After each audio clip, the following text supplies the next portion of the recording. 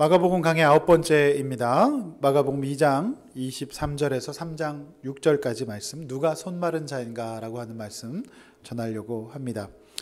1982년에 태어나서 2007년 CJ그룹에 입사해서 CJ인재원에서 신입사원 입문교육을 담당했고, 지금은 브랜드 매니저 마케팅을 하고 있는 이몽택 작가라고 하는 분이, 그가 이제 신입사원 교육의 현장과 또 소비자들, 90년대생 소비자들을 마주하며 받았던 충격의 경험들을 바탕으로 이제 90년대생이 온다라는 책을 발표했습니다. 이 책에서 90년대생의 세 가지 이제 특징을, 간단함, 그 다음에 이제 워라밸, 재미있거나 또 정직하거나 이런 것들을 이제 봤는데요. 제가 여기서 주목한 것은 이제 재미있거나, 즉 인생에서 제 아무리 좋은 직장과 좋은 직업을 갖고 있더라도 워라밸, 즉 라이프 앤 워크 밸런스가 맞지 않으면 순식간에 그 직장을 휴직하거나 그 직장을 이제 그만두고 이제 여행을 훌쩍 떠나버릴 수도 있는 세대가 바로 90년대라고 하는 겁니다. 그래서 확실히 이전 세대와는 다른 면모들을 보여주고 있는데, 사실 워라벨의 원조 개념은 바로 안식일 개념입니다. 하나님이 천지를 창조하시고 쉬셨고, 따라서 피조물인 우리 인간들이 반드시 쉬도록 정해놓으신 워라벨의 원조는 바로 하나님이 아니신가 싶은 생각이 듭니다. 오늘 안식일에 생긴 두 사건을 두고 벌어진 일련의 상황들을 함께 살펴보게 되실 것인데요. 예수님과 바리새인들의 다툼과 논쟁이 벌어지고 있는 이 본문이 주시는 의미를 함께 누가 손마른 자인가라는 설교 제목으로 묵상하고 함께 나누어 보려고 합니다. 오늘 첫 번째로 안식일의 주인인 예수님, 안식일의 주인인 예수님을 봐야 합니다. 자, 안식일을 맞아 예수님은 제자들과 함께 회당으로 가시는 길이었던 것 같습니다. 오늘 본문은 안식일에 회당으로 가는 길에 있었던 사건과 또 회당 안에서의 한 사건을 다루고 있는데요. 이제 본문을 이해하기 위해서 먼저 안식일의 개념을 살짝 정리하고 넘어가는 게 우리의 본문에 도움이 많이 될 것 같습니다. 이제 안식일의 개념은 단어의 뜻 그대로 이제 쉬는 날이지요. 이제 히브리 동사 샤바트는 쉬다라고 하는 뜻이에요. 안식의 이제 샤바트. 이제 거슬러 올라가서 안식일의 가장 오래된 기원은 창세기에 나오죠. 하나님이 일곱째 날을 복주사 거룩하게 하시고 하나님이 창조하며 만드시던 모든 일을 마치고 안식하셨다. 이제 창세기 2장 3절에 그렇게 기록이 되어 있죠. 따라서 쉼 때문에 생긴 날이 안식일임은 분명합니다. 이날은 이제 복을 주시는 날이고 거룩하게 하는 날인데요. 히브리 동사 카다시는 이제 구별하여 분리시킨다라는 뜻이 있습니다. 그러므로 하나님은 안식일을 구별하시고 복을 주시는 날로 이제 구별하셨습니다. 누구를 위해서요? 바로 사람을 위해서예요. 왜냐하면 사실 하나님은 전능하신 분이시기 때문에 휴식이 필요하신 분이 아니에요. 이제 그림자가 없으신 분이기 때문에, 그런데 이제 인간의 휴식을 위해서 복 주시고 구별하셨다는 말입니다. 그래서 신학자 유명한 F.F. 브루스라는 사람이 있는데요. 그분은 이렇게 정의했어요. 직접 간접적으로 강요된 일의 부담과 압박으로부터 지칠 수밖에 없는 우리 인간의 이제 살인적인 피곤에서 구원하는 합법적인 보호 장치가 바로 안식일이다. 그렇게 이야기했습니다. 결론적으로 안식일은 이제 우리가 잘못 생각하면 하나님이 힘드셔서 쉬신 걸로 이해할 수 있는데, 하나님은 그런 분이 아니시기 때문에 하나님이 이제 사람을 위해서 만들어서 이제 구별되게, 이제 거룩하게 하나님 앞에서 쉴 수 있도록 이제 지키신 그런 날이다. 그래서 노동의 과로에서 벗어나 쉴 수 있도록 우리 인간을 위하여서 거룩하게 구별된 날. 그러니까 쉬는 것뿐만 아니라 우리가 다시 하나님의 자녀로서 구별되는 날로 우리의 정체성을 온전히 하는 그날로 안식일을 만드셨다라고 하는 것이죠. 자, 그렇게 보시고 이제 22절, 23절 말씀을 다시 한번 또 앞에 보시면서 읽어보겠습니다. 시작. 안식일에 예수께서 밀밭 사이로 지나가실새 그의 제자들이 길을 열며 이삭을 자르니 바리새인들이 예수께 말하되 보시오, 저들이 어찌하여 안식일에 하지 못할 일을 하나이까. 자, 안식일에 회당으로 가기 위하여서 우리가 이제 예수님과 예수님의 제자들이 밀밭 사이를 지나셔야 했나 봅니다. 자, 구약 신명기 22장 25절은 이렇게 규정하고 있어요. 내 이웃의 곡식밭에 들어갈 때는 내가 손으로 그 이삭을 따도 된다라고 되어 있습니다. 그리고 그러나 내 이웃의 곡식밭에 낫을 대지는 말라. 그러니까 지나가면서 몇 개 이렇게 따먹을 수는 있다. 그런데 낫을 대고 배워가는 것은 아니다라고 이제 분명히 규정을 하고 있습니다. 즉 대놓고 주일에 남의 밭에 곡식을 거두는 노동을 하지는 말고 지나면서 손으로 이삭 몇 개 좀 까먹어도 괜찮다는 구약의 규정이 있었죠. 아마도 제자들은 늘 조상들이 그렇게 해왔듯이 이제 밀밭 사이를 가면서 이제 밀밭에 이제 밀을 까불어서 이제 좀 먹었던 것 같습니다. 이제 배가 고팠겠죠. 시장길을 감추기 위해서. 자, 지금 그들은 예수님과 함께 안식일을 맞아 회당으로 가고 있었던 길이에요. 일을 하러 가는 것도 아니고 남의 밭에 그냥 이걸 배로 가는 것도 아니었고요. 회당으로 가는 길에 살짝 이렇게 먹었던 것 같습니다. 그러나 오늘 본문에 보면 그 일을 놓고 이제 안식일에 여전히 쉬지 못하는 이들이 있었어요. 자, 그 당시에 일종의 율법의 종교 경찰이 되어서 성경 말씀도 아닌 자기 나름의 이제 규정들을 정했어요. 그래서 주일날 이 바리새인들은 성경 말씀은 아닌데요. 성경 말씀을 해석해가지고 실생활에 몇 가지 막 규정들을 만들어놨어요. 이를테면 몇 킬로 이상 들면 안 된다. 무거운 거 들면 안 된다. 그리고 또 몇 걸음 이상 걸어서도 안 된다. 근데 지금 이제 사실 이슬람이나 이런 사람들을 보면요. 사실 구약에 거기서 나온 이제 이단이라고 볼 수 있죠. 굉장한 규정들이 있어요. 돼지고기 힐날 음식이라 그러나요? 뭐 이런 것들 막 안 먹고요. 굉장한 율법들이 지금도 남아 있어요. 그리고 이제 그런 것들 막 정해놓고 누가 지키나 지키지 않나를 보고 고발하는 그들은 일종의 업무를 이제 안식일에도 감당하고 있었어요. 참 아이러니 아닙니까? 자, 율법을 가지고 그 율법 지키나 안 지키나 쳐다보느라고 그들은 안식을 하지 못했어요. 그러니까 유대인들이라서 안식해야 될 그런 분들이었는데 그들은 지금 업무를 하고 있다는 것을 볼 수 있어요. 분명 쉬지 못했어요. 아니 쉴 수가 없었겠죠. 네. 왜냐하면 자신들도 지키지 못하는 율법을 다른 사람들이 지키나 안 지키나 보느라 안식은 없고 오히려 굉장히 피곤했겠어요. 자, 이런 맥락에서 예수님께서 수고하고 무거운 짐 진 자들아 그거 내려놓고 나에게 배라 라고 말씀하신 거예요. 그러니까 더 이상 율법에 매지 말고 이제 은혜의 세계로 믿음의 세계로 들어오라라고 말씀을 하셨던 거죠. 이날도 바리새인들은 예수님과 예수님의 제자들 담당하면서 붙어서 근무 중이었습니다. 이들이 율법을 지키나 안 지키나 이렇게 보면서 그날 이제 근무하고 있었어요. 성경에는 분명 사람이 쉬고 구별을 통한 거룩한 삶을 이제 세우는 날로 안식일을 정하셨지만 그들은 정작 입으로는 안식을 외치고 있었어요. 그러니까 안식의 율법의 잣대를 댔지만 그들은 안식하지 못하는 이렇게 정말 아이러니한 상황 가운데 빠져갔습니다. 그래서 예수님께 따져요. 하나님이 내 아들이라 인정하시고 성령님을 비둘기처럼 보내심으로 인정해 주신 예수님 앞에 도발하면서 지금 안식일 규례를 어기고 있지 않냐고 그렇게 말씀을 하는 거예요. 자, 25절 26절 또 읽습니다. 시작. 예수께서 이르시되 다윗이 자기와 함께한 자들이 먹을 것이 없어 시장할 때 한 일을 잃지 못하였느냐.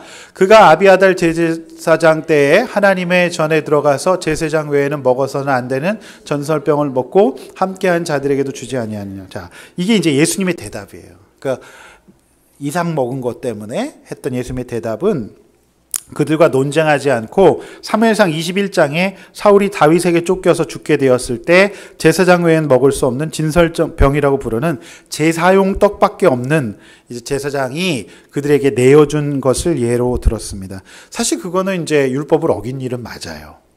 그런데 이 제사장은 이 사람들을 살리는 게 더 우선순위였던 것 같아요. 내어줄 게 제사용 음식밖에 없는데 그거는 제사장밖에 못 먹었어요. 그런데 이제 그거를 이제 내어준 것이죠. 그래서 예수님은 제자들의 행동과 다윗과 그와 함께한 자들의 행위를 같은 선에 놓으시면서 하고 싶은 말씀을 이제 하신 것으로 보여집니다. 자, 27절, 28절 또 한번 읽어볼까요? 앞에 보시고 시작. 또 이르시되 안식일이 사람을 위하여 있는 것이 아니요 사람이 안식을 위하여 있는 것이 아니니 이러므로 인자는 안식일에도 주인이니라. 아멘. 네. 자, 무슨 말입니까? 안식일에도 결국 사람을 위해서 안식일이 만든 것이라고 제가 말씀드리지 않았습니까? 자, 사람이 안식일을 위해서 존재하는 것도 아니다. 사람이 먼저 나고 안식일 생긴 것이 아니냐. 그런데 너희는 사람들보다 안식일 율법 자체에 매여서 사람을 못 보는구나. 이렇게 말씀하신 거예요. 사람이 살아 있어야 율법도 지킬 것 아닙니까? 그러니까 이 제사장은 이 사람들이 이제 물론 제사 중요해요. 그런데 지금 배고파서 죽게 생겼으니까 그렇게 했던 것 같습니다. 그러면서 예수님이 하시고 싶어 하시는 말씀의 핵심인 28절의 말씀이 나와요. 오늘 이제 여러분 읽으신 대로 이 말씀은 두 가지 의미를 갖고 있는데요. 인자, 즉 이제 예수님이 가끔 사용하시는 말인데 자주 사용하시는 말씀을 하시는데 사람의 아들, 그러니까 하나님의 아들이잖아요. 하나님이신데 완벽하게 인간의 모습으로 오신 예수님의 인성을 강조할 때 인자라는 말을 써요. 그러니까 우리나라에 굉장히 박인자, 김인자, 뭐 최인자, 굉장히 인자 많은데요. 그 이제 인자라는 말이 이제 예수님이 사실은 먼저 쓰셨는데, 그러니까 이런 거죠. 그러니까 사람을 위해서 안식일이 있는 거라 그러니까 나와 내 제자들이 이삭 조금 먹은 거 큰 문제가 되지 않는다라는 어떤 예수님의 이제 인간으로서의 모습을 강조하신 것이고, 한편은 또 뭐라고 말씀하셨죠? 안식일의 주인 또한 나다. 이것은 이제 그날 그 안식일에서 예배받을 분이 나기 때문에, 그러니까 이제 하나님의 이제 이름으로 이제 그 안식일의 주인이 바로 나다. 이 두 가지 중의적인 의미를 갖고 있는 것이 오늘 여러분이 읽으신 이제 28절의 본문이 되겠습니다. 그래서 이 두 가지 주장을 다 하셨는데요. 네, 여러분 이게 이제 스토리의 전말입니다. 그러면 이 본문이 저와 여러분에게 주셔서 어떤 걸 적용해야 될까? 저는 이제 두 가지를 이제 우리가 이 본문을 보면서 적용해야 된다고 보는데, 첫 번째는 문자 그대로 사람은 반드시 쉬어야 된다는 거예요. 여러분 이겁니다. 자, 안식일 주인의 논쟁을 떠나서 쉼이 없는 사람들이 굉장히 많아요. 현대인 가운데. 바리새인들은 물론이고요. 교회 안에 있었던, 회당 안에 있었던 자들이지만 인간이 쉼이 없어요. 경제제일 시대가 되면서 사람들은 먹고 살기 위해서 필사적으로 일하기 시작했고, 특별히 한국은 전쟁 후 개발 시대를 맞이해서 죽기 살기로 일하지 않을 수 없었어요. 근데 지난 5일 날 우리 정부에서 1인당 국민 총소득이 3만 달러를 넘어서 인구 5천만 명 이상 국가 7개 국가가 있는데 그중에 7번째로 우리나라가 이제 그 선을 넘어섰다. 그래서 미국, 프랑스, 영국, 독일, 일본, 이탈리아 다음 우리나라가 1번째 국가가 되었다라고 발표했지만, 이 발표를 듣는 모든 국민들은 이제 실감이 나지 않고 체감이 되지 않아가지고 나한테 당장 3만 달러가 없는데 그런 생각을 이제 하셨지만, 지표상 그것은 이제 팩트인 것 같습니다. 근데 이제 우리가 3만 달러 국가로 성장하기까지 이 좁은 땅덩어리에서 얼마나 노력을 하면서 사람들이 살았을까요? 네. 제가 참 마음이 아픈 거는요, 건강 분야 베스트셀러인 이제 일본 의사 마키타 겐지가 지은 식사가 잘못되었습니다라는 책이 지금 이제 건강 분야에서 1위인데요. 거기 보면 굉장히 가슴 아픈 이야기가 있어요. 이분이 이런 얘기를 합니다. 인용해 드립니다. 오늘도 힘내야지. 자, 보험 관련 기업에서 근무하는 30대 중반의 A씨는 매일 아침 쉼없이 아침 회사 건물에 설치되어 있는 자동 판매기에서 캔커피를 뽑는다. 커피가 나오면 자기 자리에 가서 마시면서 컴퓨터를 켜고 매일 확인한다. 이렇게 하루 일과를 시작한다. A처럼 캔커피를 하루도 빠짐없이 마시는 직장인을 자주 본다. 텔레비전에서 졸음이 말끔히 사라져 상쾌한 기분으로 업무에 임할 수 있다고 광고하는데 그 영향을 받았을지도 모른다. 그러나 캔커피는 설탕 덩어리가 녹아있는 액차일 뿐이며 건강에 나쁜 점은 있어도 좋은 점은 하나도 없다는 것이다. 건강한 사람의 체내에는 약 4.5리터의 혈액이 있고 그 안에 함유된 포도당 농도는 공복일 때 90mg per 데시리터, 즉 4g 전후의 포도당이 존재하는데 그만큼만 있으면 충분하다는 것이다. 그런데 4g으로 충분한데 커피 음료 같은 음식을 섭취하고 갑자기 다량의 설탕이 몸에 들어오면 어떻게 될까? 사람의 몸은 전혀 생각지 못한 어이없는 사태가 벌어진다. 캔커피 하나를 마시면 당뇨병이 없는 건강한 사람도 30분 후에는 혈당치가 140까지 치솟는다. 이것을 혈당 스파이크라고 한다. 이 혈당 스파이크가 일어나면 이번에는 롤러코스터처럼 단숨에 하강해 혈당치가 극도로 낮은 상태가 되고 만다. 혈당치가 급격하게 올라가면 세로토닌이나 도파민 같은 뇌내 물질이 분비되어 기분이 들뜬다. 한편 혈당치가 급격히 올라간 것을 알아차린 몸은 그것을 낮추기 위해 췌장에서 다량의 인슐린을 이제 분비하게 되고 혈당치가 급격하게 떨어진다. 혈당치가 크게 떨어지면 들뜬 기분이 단숨에 가라앉으면서 이제 초조하거나 토기가 나거나 이제 웽웽 그러는 거죠. 그 다음에 이제 죽음이, 졸음이 느껴지는 등 불쾌한 증상이 나타난다. 그럼 또다시 들뜬 기분을 느끼고 싶다는 듯이 혈당치를 올리는 탄수화물을 원하게 되어서 같은 과정을 반복하게 된다. 이것은 탄수화물 중독이라는 뇌가 이상한 상태에 빠지게 되는 심각한 증상이다. 그러나 정작 중독에 빠진 당사자 자신은 그런 사실을 전혀 자각하지 못한다라고 하는 거예요. 이게 이제 그 캔커피에 굉장히 이제 당분뿐만 아니라 탄수화물이 다량이 이제 포함이 되어 있죠. 푸린 같은 것 때문에. 그러면서 저자는 자신이 전문의가 되었던 1980년에 전문의가 되었는데 그 당시 일본의 경우 성인 100명당 1명이 당뇨 환자였대요. 그런데 지금은 남성이 거의 20%, 여성이 거의 10%에까지 높아졌다라고 일본의 경우. 우리나라 유병률은 제가 보지는 않았는데 그렇게 얘기를 해요. 이것은 단순히 식생활이 서구화되었다는 이유보다는 쉼 없이 달려가야만 하고 그러기 위해서 힘드니까 값싼 당과 탄수화물 위주의 패스트푸드, 탄산음료를 먹으면서 생긴 병이다. 결국 이제 쉼 없는 현대사회 구조 때문에 자, 그것을 뒷받침하는 값싼 이제 당음료와 이제 탄수화물 위주의 값싼 식품. 그래서 제가 마음이 참 아픈 거는 이 여기에 보면 주로 누가 이렇게 몸이 망가지냐. 이 의사의 책에서는 이제 당 관리를 위주로 이제 건강을 쭉 풀어갔는데요. 이제 많은 직장인과 현장의 노동자들이 이렇게 이제 몸을 망가지는 이제 당 가운데를 간다라고 하는 거예요. 제가 이거 굉장히 마음이 아팠어요. 그러므로 저는 필사적으로 안식해야 된다고 봅니다. 필사적으로 안식해야 돼요. 여러분, 약간의 손을 감수하더라도 그야말로 영육간의 안식을 인간은 반드시 누려야 돼요. 그러니까 사실 그 정서적으로 또 이제 그 고난을 해석하지 못하는 이제 감정적인 이제 그 상처가 있는 사람도 반드시 안식해야 됩니다. 그거 안식하지 못하면 이제 이런 음식들을 계속 찾게 돼 있거든요. 그러므로 제가 이 책을 보면서 참 마음 아팠던 거는 하나님은 분명히 안식하도록 세팅하셨는데 현대 구조 자체가 안식하지 못하도록 자꾸 가니까 결국에는 모든 것을 잃게 되는 거예요. 네. 너무 안타까운 것 같아요. 안식은요, 하나님이 우리 인간을 위해서 제정하신 거예요. 그것은 무슨 교회를 위해서도 아니고요, 사람을 위해서도 아니에요. 우리 인간에게 하나님께서 그렇게 세팅하신 거예요. 그것을 역행해 나갈 때 지금 점점 더 이제 이런 병들이 많아지는 거예요. 너무 안타깝지 않습니까? 너무 마음이 아파요. 여러분, 그렇게 하지 않다가 건강을 잃으면 포기하지 않았던 약간의 물질과 성공과 명예, 인정의 대가도 다 치를 수 없는 연약함의 상태에 빠질 수밖에 없어요. 그래서 이 말씀을 듣고 이 안식을 누리는 것이 구원이에요. 근데 그 구원이 당장 아쉽지 않으니까 무시하다가 점점 더 이제 빠져가는 거 아닙니까? 여러분, 과거에는 사치병이라고 부르면서 맛있는 음식 배불리 먹는 사람이 걸리는 병이 이제 당이었어요.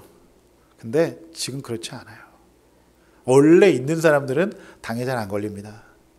그야말로 근로자들과 직장인들이 점점 더 이렇게 많이 병에 걸리는 거예요. 너무너무 안타까워요. 그래서 우리는 필사적으로 쉬어야 합니다. 제가 여기다 왜 필사적이란 말을 썼을까요? 여러분, 정말 안식은 우리의 구원이기 때문에 그래요. 그렇지 않습니까? 네, 지금 굉장히 이제 우리 최일 집사님이 굉장히 고개를 끄덕이시면서 은혜 받으시는. 최 집사님뿐만 아니에요. 우리 이번에 1:1 양육 동기가 되실 우리 유 집사님도 너무 피곤하셔서 하루에 7잔, 8잔의 믹스커피를 드셨대요. 제가 볼 땐 그게 제일 힘든 거라고 생각돼요, 저요. 왜냐하면 집사님이 일을 하셔야 됐으니까요. 그래서 정말 주님 앞에서 이제 안식일을 지키게 되셨는데 그게 너무너무 감사한 일이라고 생각되어집니다. 네. 여러분, 두 번째, 안식일에 와서도요, 안식을 누리지 못하는 자가 되지 말라는 거예요. 자, 지난 금요일 연합부부 목장에서 이런 나눔들이 있었어요. 내 안에 헌옷에 새우감을 기어가지고 오는 당김은 무엇인가를 나눠봤는데, 첫 번째 우리 집사님께서 방금 막 판 집이 혈당처럼 쑥쑥 오르는 걸 보면서 굉장히 많이 당겼다. 그런 얘기를 하니까 또 한 집사님이 아니 무슨 골짜기 같은 아파트를 분양받아서 굉장히 당긴다. 이런 얘기를 하셨고 또 한 집사님은 죄인인데 죄인이 아닌 것처럼 사는 것을 보면 굉장히 당긴다. 또 자기 일에 이렇다 할 성과를 내지 못하는 것을 보면 당긴다. 버릇이 없고 네 가지가 없는 사람들을 보면 당긴다. 이런 다양한 당김들의 내용들이 있었어요. 여기 하나를 더한다면 바리새인들은요, 예수님과 제자들이 이삭을 잘라먹는 것을 보고 당김이 있었어요. 견딜 수가 없었어요. 헌 부대를 가지니까 새 부대를 가지신 이 예수님을 보고 터질 것만 같았던 거예요. 그렇지 않습니까? 자, 이방이냐 그렇다 치더라도 유대인이자 율법의 선생이었던 저들이 화를 내고 안식을 누리지 못하는 것을 보면서 얼마나 안타깝나요? 자, 바꾸어 말하면 오늘날 교회에도 예수님께 겸손히 배우고 회개하고 다시 하나님께 배우려고 하는 제자들은 소수고 바리새인이 많을 수도 있다라고 하는 암시가 깔린 무서운 본문이에요.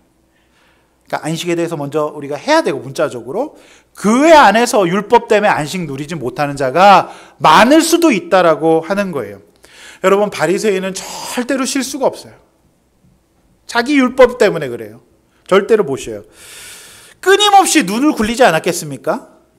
제가 볼 때는 바리새인은 안구건조증 분명히 있었을 거예요. 계속 보면서 막 봤기 때문에. 제가 볼 때는 그 현대사회에서 쉬지 못하는 두 가지 물건이 있어요. 뭔지 아십니까? CCTV와 블랙박스예요. 절대 안 쉽니다. 여러분 주차되어 있는 차들 보세요. 앞에 유리에 보면 깜빡깜빡거리고 있는 게 있어요. 그거 다 블랙박스예요. 쉬지 않고 바리새인의 눈으로 누가 내 차를 건드리나 계속 지금 보고 있는 거 절대 못 쉬어요. 그러니까 그 시대에 블랙박스 CCTV 아니었겠어요? 바리새인들이 누가 이거 어기나. 그날도 예수님 담당 근무자들은 지금 붙어가지고 계속 얘네들이 뭐 먹나 이거 보는 거예요. 무슨 안식이 있겠습니까? 절대로 없어요. 그래서 그런 이제 CCTV 블랙박스는 물건인데요. 우리 인간이 나름대로 율법을 가지고 살아가다 보면 그 율법을 지키지 않는 사람들을 봐줄 수가 없어요. 여러분, 제 신학교 동기인 친구가 오늘 서울의 모 교회 담임 목사 취임 감사 예배를 드려 오후에 드립니다. 그래서 오늘 그 교회는 그런데 최근 몇 년 동안 목사 거의 1년마다 한 번씩 바뀐 교회예요. 소위 그 유명한 사고 교회입니다. 그런데 그 친구는 굉장히 고민했어요. 그래서 저에게도 가야 될까 말아야 될까 굉장히 고민하면서 저한테 상의를 해왔어요. 근데 그 친구가 이제 결국 이제 가는 쪽으로 이제 해서 오늘 이제 오후에 취임을 해서 주일이라 제가 못 가본다고 제가 얘기를 했는데, 근데 저는 그 친구와 제가 이제 고난이 같아요. 저는 형님 고난이 있고 그 친구는 이제 동생 고난이 있어요. 똑같은 이제 증상으로. 예, 그래서 굉장히 친하게 지낸 친구인데 이 친구에게 제가 계속 큐티를 권했어요. 목회할 때도 그저 부목사로 있을 교회에서도 제가 계속 큐티를 권해서 또 제가 만들고 있는 큐티 책에 또 필자로 이렇게 해가지고 훈련도 시켜주고, 그래서 그 친구가 이제 말씀 붙잡고 큐티하는 교회로 슬로건을 정해서 이제 사역을 하는데, 오늘 이제 2시 반인가요? 뭐 취임 예배를 하고 저녁부터 부흥회가 시작되는데, 요즘 이제 매일 성경 본문이 이제 느헤미야 가지고 부흥회, 성벽을 바로 다시 세우는 부흥회를 시작하는 것으로 취임의 일성을 시작한다고 해요. 친구가 답답해서 저에게 전화를 해왔어요. 교회에 하도 목사를 불신해가지고 자기가 부임했는데 담임 목사실에 컴퓨터가 없대요. 그리고 사택도 알아서 하라 그랬대요. 그래서 가족들이 못 올라오고 있어요. 예, 어느 정도 이제 불신이 있는지 아시겠죠? 교인들은 이번 목사님은 어떨까? 무엇을 잘못하고 무슨 이상한 이야기를 하실까? 경계하는 바리새인들의 모습으로 예배를 드리고 있지 않을까요? 그러나 친구는 느헤미야의 마음으로 산독에, 즉 산발랏, 도비야, 겟셈들이 너희들이 쌓는 성벽에 여우 한 마리만 올라가도 무너질 것이라는 말에 넘어지지 않고, 오늘 취임 예배가 중요한 게 아니라 그 친구는 지금 느헤미야 말씀에 목숨을 걸고 오늘 성벽을 다시 세우자라고 오늘부터 외칠 거라고. 씩씩하게 말씀 앞으로 나아가는 친구의 목회 가운데 하나님께서 승리하게 하실 줄로 믿습니다. 네. 그래서 제가 이번 주에 시차례가 있어서 그 교회 앞으로 이렇게 지나가면서 봤는데 분위기가 심상치 않아요. 네. 그래도 오늘 말씀 붙들고 가는 우리 친구의 목회 가운데 하나님께서 함께 하시고, 그래서 교회는 여우 한 마리가 무너뜨린다라고 하는 말이 있어요. 그래서 한 마리의 여우는요, 교회도 있고 가정에도 있어요. 그래서 2000년 전 예수님의 산도계는 바로 지금 오늘 본문에 나온 바리새인들이 아니었을까 싶어요. 사랑하는 성도 여러분, 우리 교회는 오늘 안식이 진정한 안식이 되기를 축원합니다. 더 이상 다른 예수님께 옳고 그름의 잣대를 들이대고 겸손히 배울 생각을 하지 않고 자신의 의에 빠져서 예수님을 고발하려고 틈을 보고 있었던 한 마리의 여우와 같은 바리새인들의 자세로 주의를 보내는 분이 한 분도 안 계실 줄로 믿습니다. 만약 바리새인들의 마음으로 예배를 드린다면 주일은 제 친구 목사가 부임하기 이전에 그 교회처럼 안식은 물 건너가고 싸움과 정죄의 판단, 한마디로 피곤한 안식 없는 날이 되지 않을까요? 제가 26년간 사역자 생활을 하면서 부교육자 생활 25년을 했는데 제가 잊혀지지 않는 두 가지 경우가 있어요. 한 가지는 뭐냐면 제가 굉장히 이제 사역했던 전통적인 교회에서 방학을 맞아서 어떤 여학생이 머리를 노랗게 물들이고 왔어요. 그리고 그날따라 그 여학생의 청바지는 매우 심하게 찢어져 있었습니다. 자, 그것을 본 그 교회 교육위원장이었던 장로님이 갑자기 가위를 찾으시면서 저거 잘라버려야 된다고 그러시는 거예요. 결국 그 학생은 다음 주에 교회를 나오지 않아서 지금까지 안 나가고 있다는 전설이 있습니다. 이 장로님에게 율법은 머리는 반드시 검정색이어야 된다는 율법이 있으셨던 것 같고, 청바지는 절대로 찢어지면 안 된다는 율법이 있으셨던 것 같아요. 여러분, 이게 말이 됩니까? 또 한 경우는 제가 굉장히 유서 깊은 유교 문화가 뿌리 깊은 지역에 거의 100년 된 돌로 지은 교회, 제가 어디라고 말씀을 안 드립니다. 돌로 지은 교회 교사대학을 인도하러 갔더니 그 교회, 그 지역에서 가장 입학하기 어려운 명문 고등학교 비평준화 지역의 교장 선생님이 또 그 교육위원장 장로님이시죠. 왜 다 교육위원장 장로님은 이제 그런 분들이 하시는지 모르겠는데, 어쨌든 딱 가니까 장로님이 식사하시면서 저한테 하는 말씀이, 목사님, 우리 교회에는 실업계 학생이 한 명도 없습니다. 그런 얘기를 하면서 자랑을 하시는 거예요. 그 장로님은 제가 덕수 상고를 나온 거를 모르고 계시는 것 같습니다. 제가 덕수 상고 출신입니다. 예? 실업계 다 나쁜 게 아니거든요. 예? 그래서 제가 강의를 하면서 굉장히 우회적으로 예수님께서 혹시 계신다면 돌 위에 돌 하나도 남지 않고 성전이 무너지리라는 말씀을 하고 싶었지만 그렇게는 못했고요. 우회적으로 제가 교회는 그런 곳이 아니다라고 제가 이제 선생님들에게 말씀했어요. 아닌 아이들이 와도 품어주셔야 되지 않겠냐고. 그게 맞지 않습니까? 근데 그 분에게는 본인의 학교, 인문계 고등학교가 율법이셨던 것 같아요. 여러분, 그런데 이게 웃을 일이 아니에요. 우리 가운데도 내 안에 나름대로 율법이 가득 차서 교회를 나오잖아요. 저 사람 옷은 왜 저럴까? 저 사람 말투는 왜 그럴까? 저 사람 예배 시간에 왜 저럴까? 이렇게 계속 이제 판단하고 생각하다가, 그죠? 인간은 반드시 예배 시간에 졸면 안 된다는 율법을 갖고 있는 분은요, 조는 사람을 인간 같지 않게 볼 수도 있어요. 그렇지 않습니까? 여러분 안에 율법이 지금 제가 얘기했던 이것이 바로 우리의 모습일 수 있고, 무엇보다도 저의 모습일 수 있어요. 저의 모습일 수 있어요. 네. 저에게도 율법이 있어요. 아이들이 제발 예배할 때 좀 반응해 줬으면 좋겠고, 아멘 해줬으면 좋겠고. 그래서 아멘 강요죄가 천국에 가면 걸릴 것 같아. 저 같은 목사들한테는. 그래서 막 그런 게 있고, 막 이제 제 나름대로 율법이 있어. 제가 진짜 이 율법을 갖고 예배를 인도하면 일단 내가 이 은혜가 안 되겠구나. 저마다의 사연이 있고 전날 무슨 일이 있었는지 모르지 않습니까? 우리 아이들이 오늘 밤새도록 핸드폰을 하고 피곤했겠어요? 네? 그거 이해해야죠. 네. 그런데 율법이 있으면 막 마음속에서 정죄가 되고 화가 나는 거예요. 그래서 저 같은 사람이 제일 조심해야 되는데, 여러분 각자 지금 제가 안식에 대해서 얘기했고요. 안식은 필연적이다. 필사적으로 해야 된다. 이것 없으면 안 된다. 그래서 뭐 가능할지 모르지만 나중에 제가 안식년도 가질 날이 올지는 모르겠지만은 그런 게 반드시 필요한 거예요. 그리고 우리가 교회 안에서 이제 바리새인의 마음을 가지고 오늘 주일을 보내고 있다면 안식함이 전혀 없을 것이다라는 말씀이에요. 그래서 여러분 이렇게 첫 번째 문단에 이렇게 우리 적용 한번 해보면 어떨까요? 자, 주일에 하나님 앞에서 나를 돌아보고 말씀을 배우고 영육간에 쉬는 날로 잘 지키고 있나요?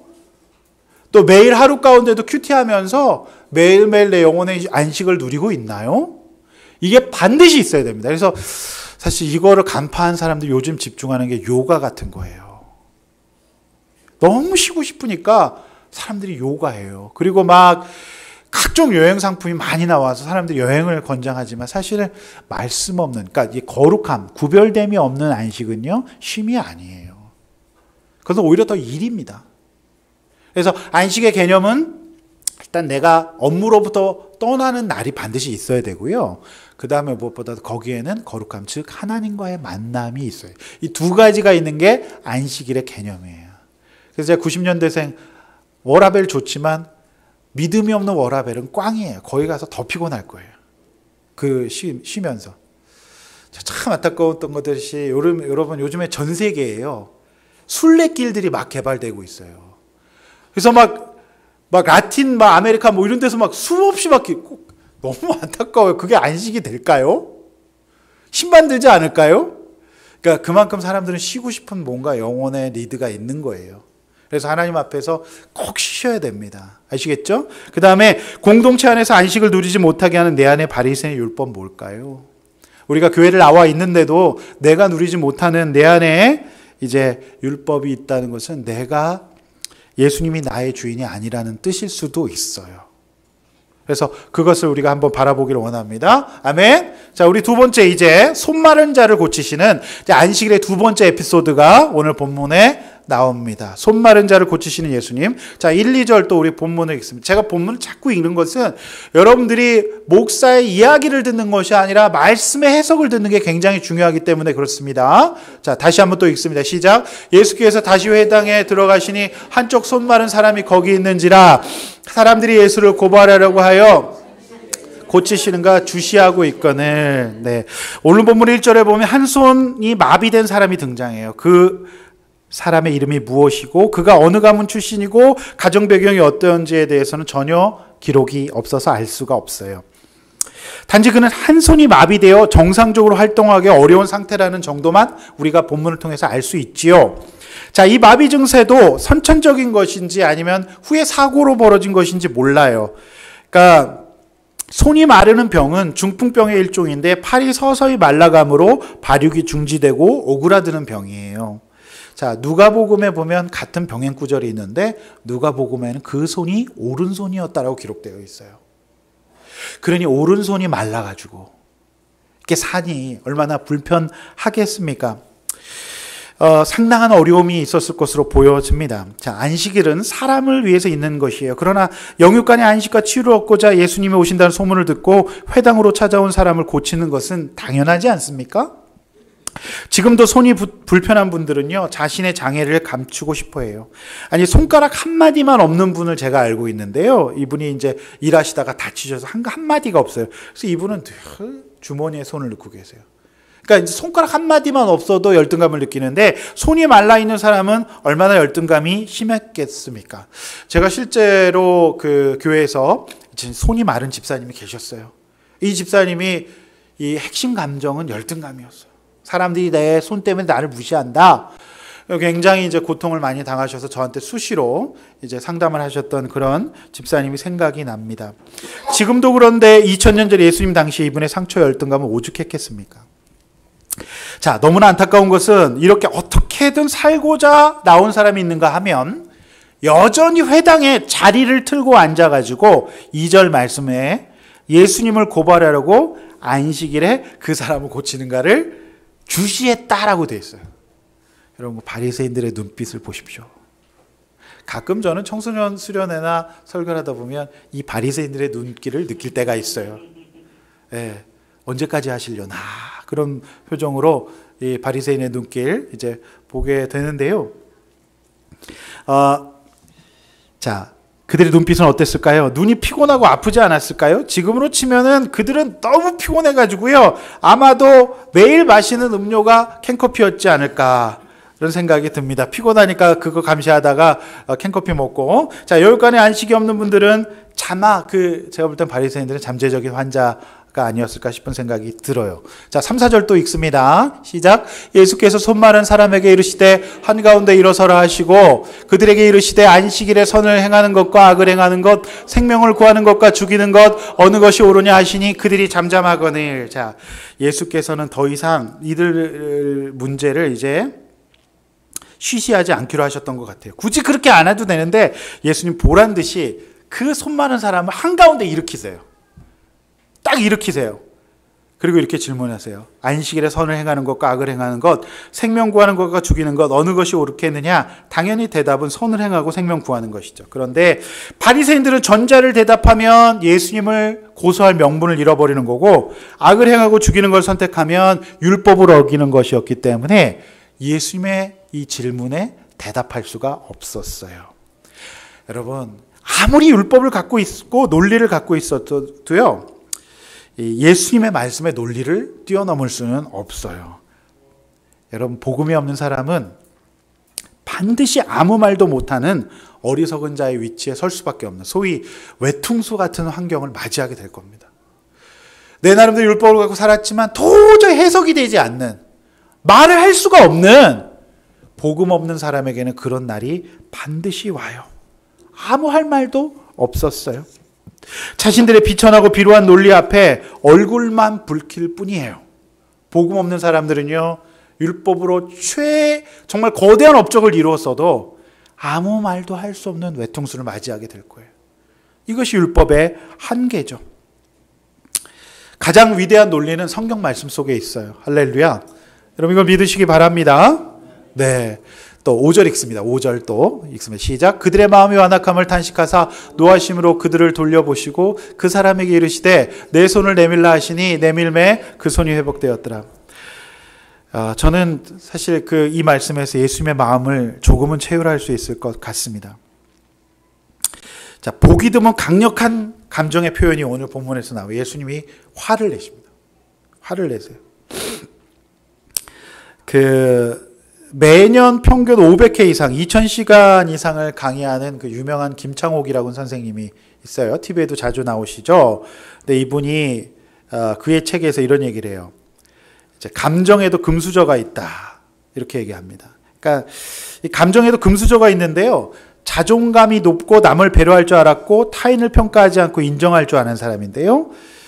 이분의 책에 보면 이제 저보다 어린 나이였지만 감정의 잔고가 두둑한 분을 만났는데 그런 사람 처음 봤대요. 이야기를 나눠보니 역시 부모에게 물려받은 것이었고 사이 좋은 부모로부터 상당히 인격적인 대우를 받으며 자란 사람이었어요. 그래서 기본 정서가 풍부했어요. 돈이 있어야 돈을 쓸 수 있는 것처럼 감정이 있어야 감정을 쓸 수 있거든요. 부부도 감정에 돈이 넉넉해야 대화를 이어갈 수 있다고 합니다.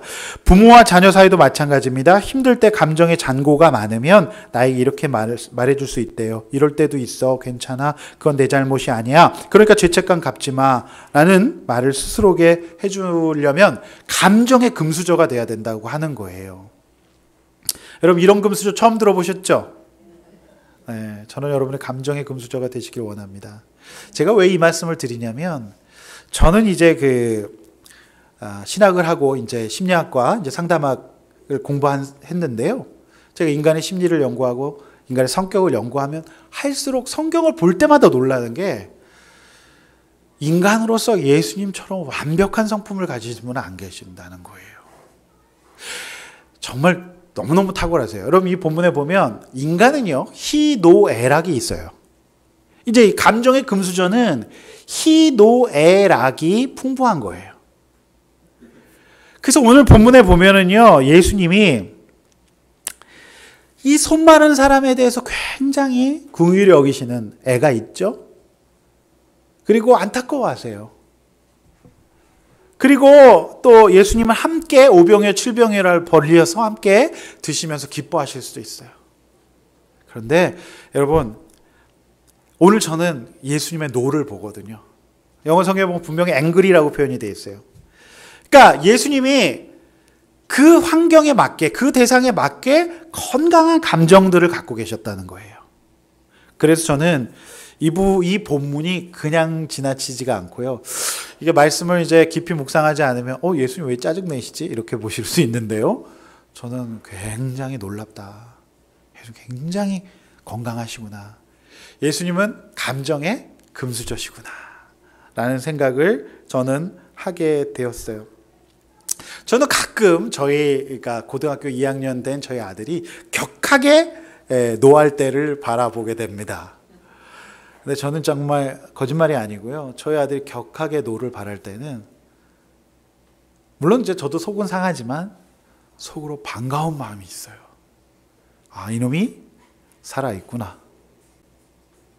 제가 청소년을 전공하고 오랫동안 청소년 사역을 하면서 내린 결론은 희노애락이 살아있지 못한 아이들, 표현하지 못하는 아이들은요, 나중에 스스로를 죽여버리더라고요. 그래서 저는 좀 반가운 마음이 있어요. 네. 노도할 줄 알아야 됩니다. 그게 있어야 돼요. 그런데 여러분 보십시오. 제가 26년간 청소년 사역을 하고 또 청소년을 연구하면서 내린 결론은 너무 자주 그러면 안 돼요. 그러니까 노만 있어서도 안 돼요. 노만 있어서도 안 돼요. 희노애락이 있어야 되는데 25%씩이잖아요. 근데 애가 전혀 노가 없다. 이거는 문제가 있는 거예요. 오늘 예수님이 완벽한 하나님이시자 인간이신 예수님이 이 감정선을 가지고 계시는 것을 보면 굉장히 예수님이 지금 금수저시구나. 그래서 저는 물질의 금수저가 아니라 우리가 정말 감정의 금수저를 물려줄 수 있는 우리 부모님도 되셨으면 좋겠습니다. 할렐루야.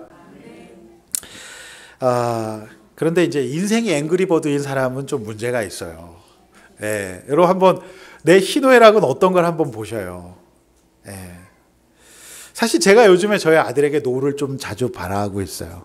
제가 거의 화를 낼 줄 모른다고 하시는 분들이 계신지 모르겠는데 그거 오해입니다. 예. 많은 목사님들이요, 때로는 엄하게 꾸짖고 가르치고 원칙대로 해야 되는데 그것을 못 하셔가지고요, 많은 목사님들이 우울증에 빠져가셔요. 노하지 말아야지. 여러분, 소위 교회가 서비스를 하는 곳이 되다 보면 합당한 처방과 권면이 이루어지지 못해서 원칙들이 이제 무너져서 결국에는 그것을 이제 목사에게도 안 좋고 성도에게도 안 좋은 건강하지 못한 것을 이제 만드는 것을 보게 되거든요. 예수님은 이 대목에서 분명히 화를 내셨어야 돼요. 이 바리새인들의 정말 몹쓸 행동들을 보면서 화를 내시는 게 맞아요. 근데 저는요, 이 속에서 노만 있지 않았다는 거예요. 이 장면이 의분이었어요. 그러니까 이 어떤 저들의 완악함을 향한 탄식. 오늘 5절 말씀에 기록되어 있지 않습니까? 그죠? 완악함을 탄식하사 노하셨다 그러니까 그 분노 가운데에는 정신줄을 놓아버린 게 아니라는 거예요. 그렇지 않습니까? 그래서 예수님은 지금 그것을 잘 섞어 가시면서 무조건 화를 내시는 것이 아니라 너무 안타까우셔서 그렇게 사는 것이 안식 없는 자들의 삶이 너무 속상해서 오늘 예수님께서 화를 내시는 거예요. 우리 자식들 길러보면 다 알지 않습니까? 자식에게 화내고 싶어서 화내는 사람이 어디 있습니까? 예, 안타까워서 지금 그러는 것 아닙니까? 그리고 예수님은 한가운데 일으켜 세운 그 사람에게 손을 내밀라라고 말씀하세요. 여러분, 저는 이것 또한 귀중한 묵상거리인데요. 마른 손을 인정하고 내밀어야 돼요. 주머니에 손 넣고 있으면 안 돼요. 마른 손을 사람들 앞에 내밀어야 돼요. 여러분, 그때 회복의 기적을 맛보게 될 줄로 믿습니다. 사실 우리가 왜 이렇게 오픈할까요? 왜 자꾸 얘기할까요? 여러분, 우리의 마른 손을 내어놓는 작업이에요. 사랑하는 성도 여러분, 저는 여기서 여러분에게 질문 던지고 싶어요. 누가 손 마른 자일까요? 누가 손 마른 자일까요? 실제로 손 마른 자는요, 이미 손이 말라 있었기 때문에 팔복을 소유하고 있었어요. 마음이 가난했어요. 그래서 예수님의 도우심을 바라고 그곳에 간 거예요. 그리고 회복을 누렸어요. 그러나 오늘 말라 비틀어진 허상인 율법을 가지고 건조하고 힘든 인생을 살아가고 있었던 바리새인들이 정말 손 마른 자 아니었을까요? 누가 손 마른 자일까요? 여러분, 말씀이 없고 하나님 앞에서 내가 정말 죄인인 것을 인정하지 않고 내 마음과 생각으로 심령이 말라있는 것을 인정하지 않는 사람들이 오늘 실제적인 손마른 자 아닐까요? 오늘 그래서 그들을 보라고 예수님께서 가운데 불러일으키면서 너희들을 바라보시는 거죠. 그들을 바라보시는 거예요. 이 사람이 손마른 거는 회복될 수 있지만 너희가 그렇게 사시 눈을 뜨고 계속해서 힘든 삶, 정죄하는 삶, 지옥과 같은 삶을 살 것 같으면 너희들이 손마른 사람이 아니냐라고 오늘 말씀을 하고 계시는 거예요. 사랑하는 성도 여러분, 오늘 예수님께 손을 내미시기를 바라요. 우리 내밉시다. 손 한번 내밀어 보세요. 손 한번 더 내미세요. 네, 내미세요. 여러분, 우리가 예배 가운데 손을 들고 내미는 건 바로 그거예요. 하나님, 제 손 잡아주세요. 제 손 말랐어요. 하나님, 제 손 잡아주세요. 제 마음이 지금 율법 때문에 힘들어요. 안식이 없어서 힘들어요. 그렇게 인정하는 것인 줄로 믿습니다. 여러분, 예배 드리면서 그렇게 하는데요, 믿음이 없는 사람은 절대 그거 하지 못해요. 제가 볼 때는요, 요 30cm 손 올리는데 이 어깨에서 머리까지 손이 올라가는데 30년 걸릴 수 있어요. 요 몇 센치 안 되는데요. 정말 믿음이 없으면 그 손 안 올라갑니다. 굉장히 중요한 거예요. 제가 수요일날 설교하고 기도하는데 제가 그 집사님이 처음으로 손을 올리고 기도하는 걸 봤어요. 제가 굉장히 반가운 저거였는데요. 여러분, 내가 영적으로 손마른 자인 것을 인정하시고 여러분의 인생의 고달픔과 목마름, 제 기능을 하지 못했던 마음의 손을 예수님께 내어놓고 오늘 회복을 구하시기를 바랍니다. 여러분, 보이지 않는 손마름이 얼마나 무서운 것이에요. 아직도 내가 배울 필요가 없다고 생각하십니까? 이미 다 배웠다고 생각하십니까? 손마른 자 바리새인의 비루한 생각이었어요. 그들은 율법 전문가라고 생각했지만 아무것도 알지 못했어요. 예수님께 손을 내밀라고 했습니다. 내미는 것은 내가 해야 할 일이에요. 그냥 고쳐주지 않으세요. 여러분, 손 내미는 게 뭐겠어요? 우리 목장 처방에 따르는 것이고 양육이고 예배인 줄로 믿습니다. 우리 아둘람교회는 이런 예수님 앞에 내 문제를 못 보고 여전히 다른 사람을 정죄하고 판단하는 바리새인 손마른 자들이 무엇보다도 저를 비롯해서 우리 모든 성도가 한 분도 손마른 자가 없기를 축원합니다. 네. 오늘 저들 보라고 이렇게 보란 듯이 예수님께서 고쳐주신 거예요. 이렇게 두 번째 나눔에서 이렇게 나눠보겠습니다. 여러분, 나는 희노애락의 감정이 잘 살아있는 사람인가요? 어떤 한 부분에 치우쳐 있지 않은가요?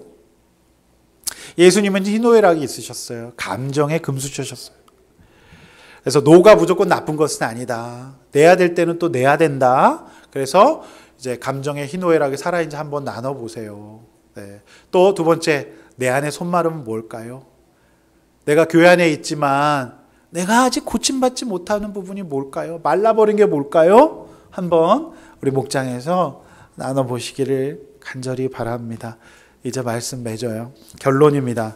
6절 말씀 읽고 결론 말씀 내려고 합니다. 6절 읽습니다. 시작.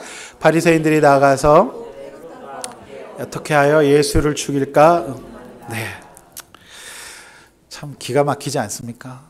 저는 이 본문이 제발 해피엔딩으로 끝났으면 좋겠는데요.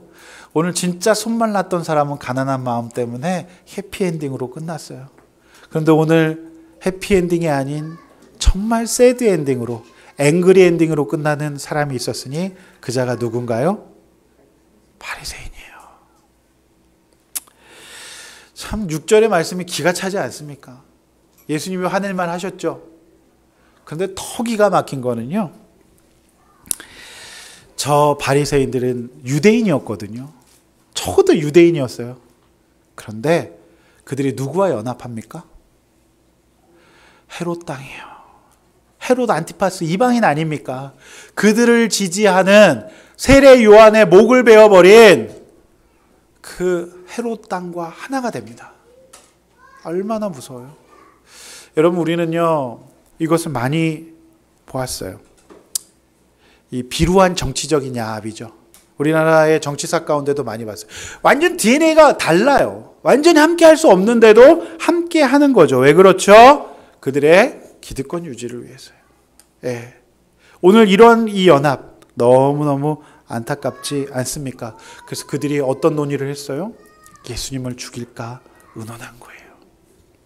결국 예수님은 이제 십자가 대속의 길로 목적지를 향하여서 이제 서서히 예수님은 전진하고 계십니다.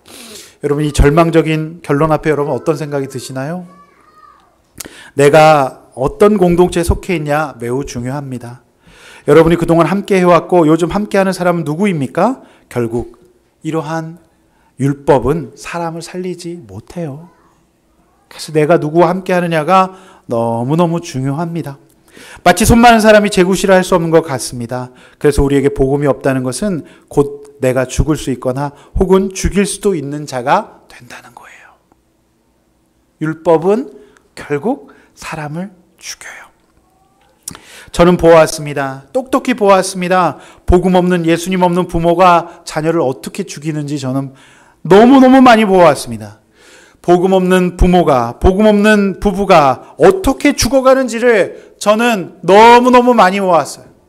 실제로 사회면을 보면 이렇게 죽일 모의를 하고 실제로 죽이는 사람들도 볼 수 있습니다. 오늘 절박하게 여러분 외칩니다. 이연사 외칩니다. 오늘 여기 절박하게라고 써놨는데 여러분의 반응이 좀 더 있었으면 좋겠는데 율법이 좀 발동하는데 여러분 헤롯 땅과의 야합을 중지하고 오늘 예수님께 나와 무리에 끼어드십시오. 제자의 무리로 끼어드시길 바랍니다. 하나님께 투신하시길 바랍니다. 손을 내밀어 회복을 받으시길 바랍니다. 여러분 더 이상의 쓸데없는 의논을 그치고 오늘 우리 교회와 제 친구 목사의 교회 모두가 이제 바리새인 그치고 우리 주님 앞에 나와 회복되는 거룩한 주일이 되시기를, 안식일이 되시기를 주님의 이름으로 축원합니다.